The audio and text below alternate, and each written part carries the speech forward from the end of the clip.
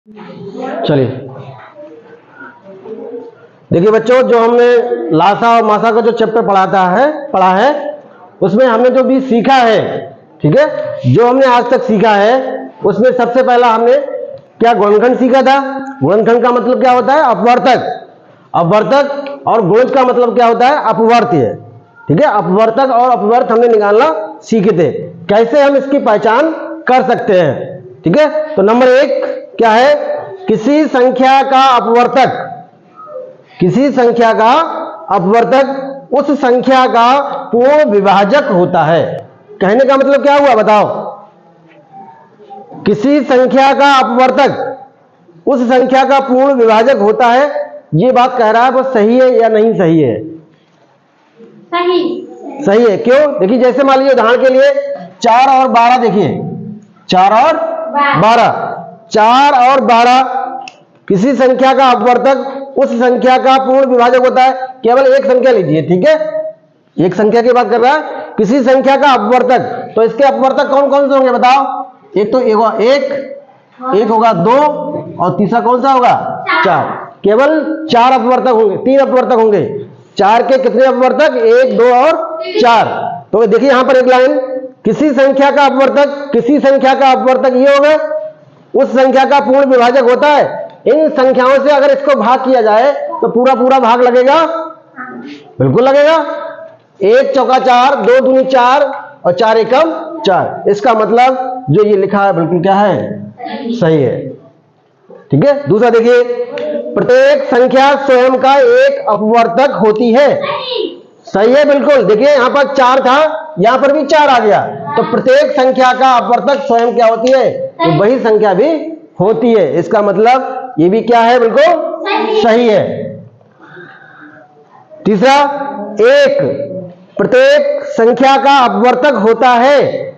एक कोई भी संख्या लिख लो, उसका एक अपवर्तक अवश्य आएगा। इसका मतलब जो तीसरा प्रश्न है वो भी क्या है? बिल्कुल सही है।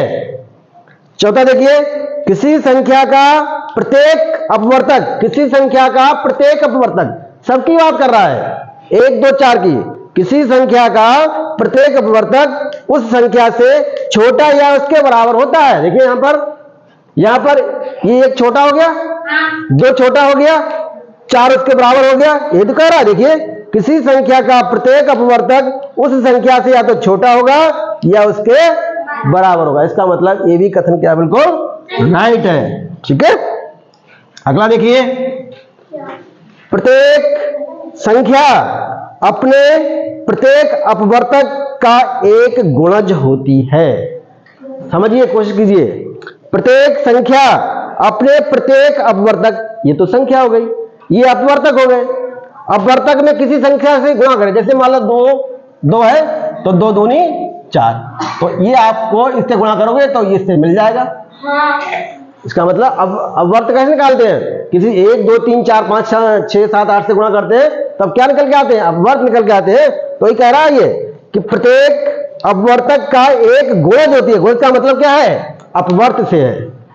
जब हम अपवर्त निकालते हैं तो उसको क्रमानुसार 1, 2, 3, 4, 5, 6, 7, 8, 9 से गुणा करते आते हैं। तो यहां पर अगर 1 को 4 से गुणा करोगे तो 4 आएगा, 2 को 2 से गुणा करोगे तो 4 आएगा, 4 को 1 से गुणा करोगे तो 4 आएगा। इसका मतलब प्रत्येक जो अपवर्तक है इस संख्या का क्या है?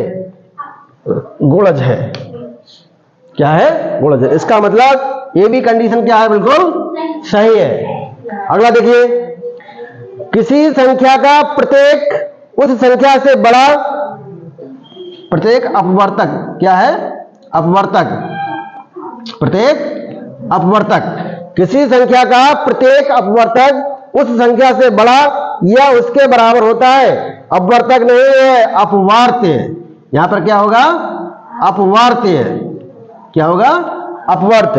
किसी संख्या का प्रत्येक अपवर्त उस संख्या से बड़ा या उसके बराबर होता है। बात करते हैं अपवर्त की। 4 के अपवर्त निकालेंगे रोहित। 4 एकम 4, 4 दूनी 8, 4 तिया 12, बहुत सारे होंगे आगे।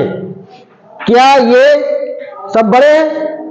सब तो बड़े नहीं है, एक तो उसके बराबर है, बाकी सब बड़े हैं। तो ये तो कह रहा है किसी संख्या का प्रत्येक अवयव उस संख्या से बड़ा या उसके बराबर होता है। इसका मतलब बिल्कुल क्या कह रहा है ये? सही। सही है। ठीक है। अगला, प्रत्येक संख्या स्वयं का एक गुणज होती है। सही। तो 4 एकम 4 आ गया। हाँ। इतना क्लियर हो गया? ठीक है। ये आज तुम्हारा चैप्टर बिल्कुल फाइनल हो गया है। अब हम नेक्स्ट चैप्टर जो पढ़ेंगे वो है हमारा, कौन सा है? समीकरण एक चर में। समीकरण एक चर में। कोई भी बच्चा क्लास मिस ना करे, ये ध्यान रखो। जब हम नया चैप्टर पढ़ाएंगे तो कोई भी बच्चा क्लास को मिस नहीं करेगा। अगर मिस करोगे तो प्रॉब्लम आ जाएगी, समझ में नहीं आएगा अगला दिन।